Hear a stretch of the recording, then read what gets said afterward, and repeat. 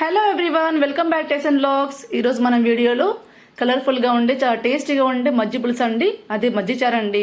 దాంట్లో నేను కాంబినేషన్గా బజ్జీలు యాడ్ చేసిన అండి, చాలా టేస్టీగా ఉంటుంది. మీరు తప్పకుండా ట్రై చేయండి.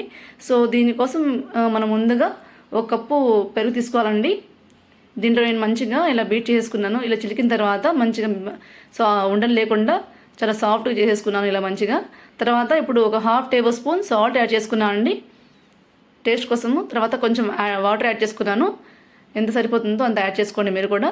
దీనికి మనకు పోపు పెట్టుకోవాలి కాబట్టి పసుపు, 1 ఆనియన్ తీసుకున్నాను, గ్రీన్ చిల్లీ ఒక 4 తీసుకున్నాను. ఇప్పుడు కొత్తిమీర, కొంచెం కరివేపాకు, ఆవాలు, జీలకర్ర.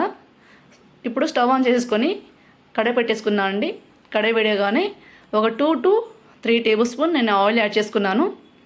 ఆయిల్ వేడకగానే ముందుగా చేసి పెట్టుకున్న ఆనియన్స్, గ్రీన్ చిల్లీ యాడ్ చేసుకున్నా అండి. జస్ట్ ఎక్కువగా వేగాల్సిన అవసరం లేదండి, ఇది మొత్తం సిమ్లో చేసేయండి, సిమ్ ఫ్లేమ్ పెట్టేసుకుని. ఇప్పుడు నేను కరివేపాకు యాడ్ చేసుకున్నాను అండి. జస్ట్ ఆనియన్స్ మెత్తపడాలండి. తర్వాత నేను జీలకర్ర, ఆవాలు యాడ్ చేసుకున్నాను. ఇది మంచిగా లో ఫ్లేమ్లో ఫ్రై చేసుకుని తర్వాత పసుపు యాడ్ చేసుకున్నాను. స్టవ్ కట్టేసి మజ్జి పులుసులోకి యాడ్ చేసుకున్నాను అండి. ఇదిగో మజ్జి పులుసు రెడీ అయిపోయిందండి. సో మనకి ఇప్పుడు బజ్జీల కోసం నేను ఒక 100 grams శనగపిండి తీసుకున్నాను. దాంట్లోకి సాల్ట్ కావాలి కాబట్టి, తర్వాత కారం, వంట సోడా కూడా మనం యాడ్ చేసుకోవాలి. సో ఇప్పుడు శనగపిండి తీసేసుకున్నాను కదా, దాంట్లోకి 1/2 table spoon salt, 1/2 table spoon పసుపు, తర్వాత కొంచెం వంట సోడా అండి. ఇదంతా మంచిగా మిక్స్ చేసుకోవాలి మనము.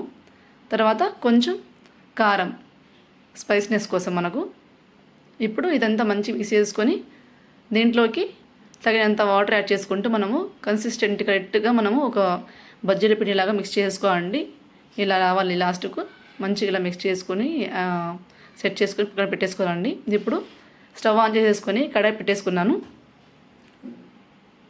కడాయి వేడవగానే ఆయిల్ యాడ్ చేసుకున్నాను అండి. తగినంత ఆయిల్ యాడ్ చేసుకున్నాను నేను బజ్జీల కోసము.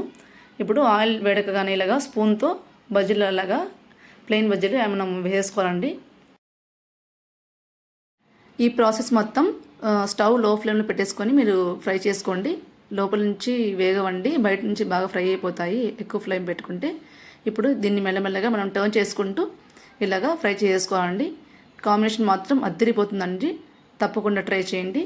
సో ఇలా ఫ్రై అయిన వాటిని నేను పక్కన తీసేసుకున్నాను. ప్లేట్లు తీసేసుకొని ఇప్పుడు మజ్జిగ చారులోకి యాడ్ చేసుకుందామండి. ఒక 10 minutes అయిన తర్వాత చూసారా కలర్ఫుల్గా ఉందో, ఇలా మంచిగా ఉబ్బిపోయి ఉన్నాయండి. తర్వాత నేను కొత్తిమీరతో ఇలా డెకరేషన్ చేసుకున్నాను. చాలా టేస్టీగా ఉంటుందండి, మీరు తప్పకుండా ట్రై చేయండి, మీకు చాలా నచ్చుతుందండి. చాలా మేము ట్రై చేసి చెప్తున్నాం కాబట్టి మీకు కన్ఫామ్గా నచ్చుతుంది.